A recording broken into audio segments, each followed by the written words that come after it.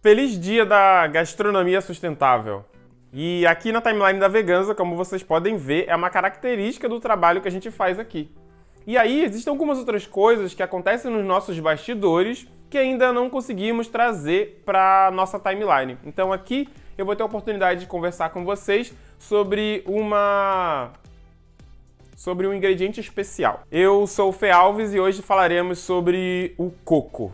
Só que aqui eu não vou falar sobre como utilizamos o coco seco, como utilizamos o coco fresco, como a gente utiliza o coco desidratado, mas eu vou falar sobre como a gente utiliza a fibra do coco. O resíduo do coco, que é na verdade essa fibra, que hoje em dia tem muitos usos, até mesmo para a indústria de alimentos, ela é muitas vezes descartada, até mesmo quando a gente faz um preparo em casa. Então, aqui eu vou falar sobre algumas opções que a gente utiliza na Veganza, seja para produzir conteúdo, seja para depois dar um fim no material que gera quando a gente acaba produzindo esse monte de conteúdo, esse monte de receitas aqui. E o interessante é que a fibra também tem benefícios para a saúde. Como o próprio nome diz, age como fibra, promovendo saciedade, auxílio na redução de colesterol e facilitando o trânsito intestinal. E aí a gente já temos motivos suficientes para poder fazer a adição dessa fibra, desse resíduo de mais coco na nossa alimentação. E o resíduo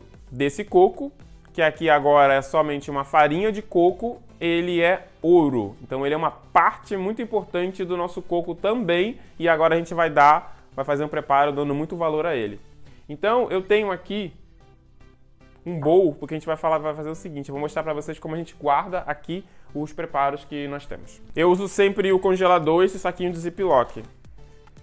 Então aqui, ó, eu tenho um saquinho da última receita que a gente estava preparando o creme de leite de coco, que é aquele que a gente consegue fazer a bebida decantar e aí separa a gordura para poder ter o máximo de creme possível. Então aqui eu tenho o coco, que a gente tira ele aqui, então ele tem aquela película marrom ainda, e aí depois disso, que a gente passou pelo coador de voal. Então depois que a gente usa esse coador de voal, que é esse tecido aqui de nylon, a gente sobra essa fibra aqui, que é bem sequinha. Então ela tem partes daquela parte mais marrom do coco e tem parte da parte branca.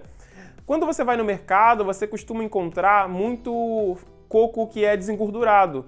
Significa que ele passou por esse processo onde foi produzido o leite de coco, foi retirado a parte que dá sabor ao coco, que dá a gordura nele, e sobrou fibra. E aí essa fibra é ou adoçada, umedecida um pouco e colocada para vender no mercado. Então a gente já consome no nosso dia a dia fibra de coco. Só que agora a gente está entendendo que a gente também pode fazer no uso na nossa casa. Então esse coco aqui pode ser adoçado para colocar numa cocada, ele pode ser adoçado para poder finalizar um bolo, ele pode ser colocado in natura na sua tapioca, porque aqui eu tenho duas partes diferentes. Na indústria a gente consegue encontrar, até mesmo em lojas de granel, hoje em dia tem muita coisa de ingredientes para receitas sem glúten, a gente tem farinha de coco, então a gente tem farinha de coco branca, e a gente tem uma farinha de coco marrom. A farinha de coco marrom não é do coco torrado, mas sim dessa película branca que tem entre o coco, né, essa massa branca, e essa casca dura dele. Então essa película é essa parte externa do coco que é utilizada como fibra.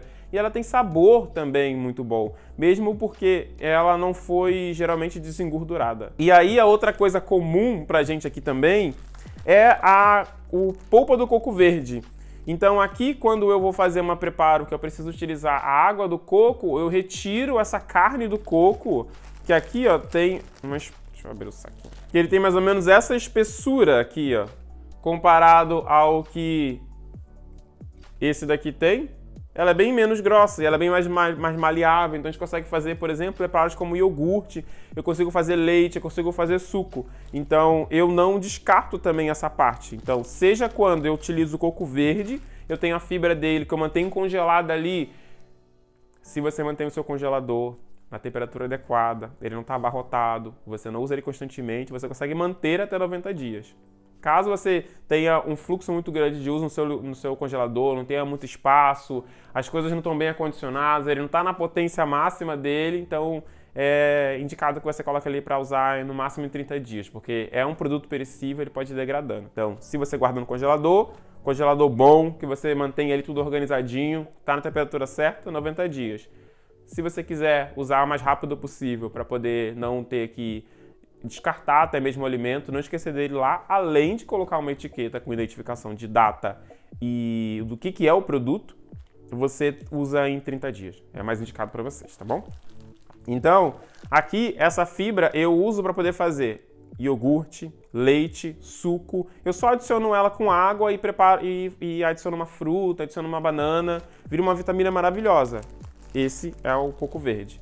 Esse daqui, que é a polpa, eu vou usar tanto para poder colocar na tapioca, a gente usa para poder adicionar fibra em bolo. Então, às vezes eu substituo, se o bolo tem 2 xícaras de farinha, eu coloco meia xícara de farinha do bolo dessas 2 xícaras. Então, retiro meia xícara de farinha e coloco meia xícara de fibra de coco.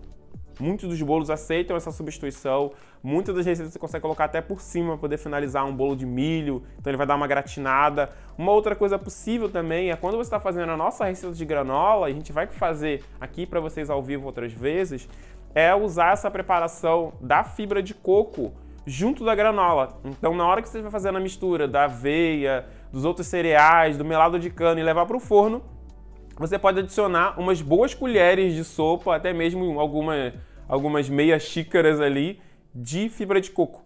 E aí a gente vai diversificando o uso dessa fibra de coco, não necessariamente usando ela somente por uma coisa. E tem um outro uso que é o meu uso mais comum, que é usar para fazer farofa. Então pode ser uma refeição que a gente não come no nosso café da manhã, mas é uma refeição maravilhosa para o longo do seu dia. Então, ao invés de você utilizar a farinha de mandioca ou a farinha de milho, ou até mesmo se você quer fazer a mescla entre elas, você consegue adicionar uma quantidade muito alta dessa fibra de coco. Então, esse pacotinho aqui acaba ficando pequeno para você usar em tantas possibilidades na sua casa. Então, a ideia é que a gente tenha a possibilidade de usar a fibra de coco mais vezes no nosso dia, porque na cozinha vegetal a gente sempre vai ter a questão de produção de resíduo. Então, quando a gente faz o leite vegetal, sobra o resíduo. E aí, se é da aveia, a gente coloca ele para poder fazer um bolo, uma panqueca, ou comer com frutas mesmo, o resíduo. Se é da castanha de caju, a gente faz uma ricota. Se é da amêndoa, a gente faz uma ricota também. Tem uns outros que a gente consegue comer até mesmo como se fosse uma farinha, por exemplo, a da castanha do Pará. Ela fica uma farinha bem granulada, bem gostosa, consegue colocar ela sobre uma refeição. Então, o uso desses ingredientes são muito bons por conta de você poder adicionar o máximo de nutrientes que você já comprou, que você já produziu na sua casa, sem precisar que você demande de uma nova compra, de um novo custo, de um novo gasto, e você faz ali um aproveitamento total. Então, quando a gente tenta falar aqui sobre a gastronomia sustentável, o que a gente está trazendo para vocês é a ideia de que já existe o nosso consumo grande e integral de muitos alimentos, só que a gente consegue aumentar um pouquinho mais isso e principalmente estar atento. Então, estar atento à produção de resíduos, estar atento à produção nossa de derivados sobre esses ingredientes dentro das nossas receitas também ajuda a gente a fazer essa gestão, e isso significa sustentabilidade, porque significa que a gente vai ter um menor impacto fazendo um aproveitamento maior possível desses alimentos. A gente quando experimenta um alto consumo de produtos de origem vegetal, um menor consumo de origem animal, um maior consumo de produtos in natura, o maior número de vezes que a gente produz o nosso próprio alimento em casa, a gente já tem um impacto muito positivo na sociedade, que a gente consegue exemplificar com diversos números hoje em dia, e continuamos acompanhando e estimulando que mais pessoas participem disso. E isso daqui significa parte desse movimento, que é você continuar comendo muito bem, você continuar gastando menos e você continuar aproveitando o máximo de nutrientes de todas as suas refeições. Então, muito obrigado e espero que vocês consigam fazer receitas tão saborosas quanto a gente consegue fazer aqui na nossa. A gente vai, ao longo do tempo aqui, trazendo cada vez mais usos, e agora vocês já sabem o que a gente faz com a fibra do coco. E todas as vezes que vocês verem numa receita, já estão familiarizados com ela. Muito obrigado!